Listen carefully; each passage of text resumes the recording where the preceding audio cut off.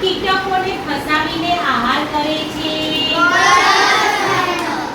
કળશપર્ણ કીટાહારી વનસ્પતિનું ઉદાહરણ આપો.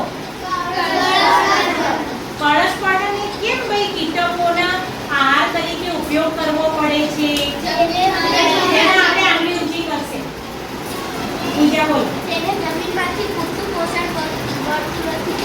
આથી તેને પોષક તત્વોની જરૂરિયાત પૂરી કરવા માટે કીટકોને આહાર તરીકે ઉપયોગ કરવો પડે છે. આવડશે બધું? હા. ઓકે, બરાબર. ચલો.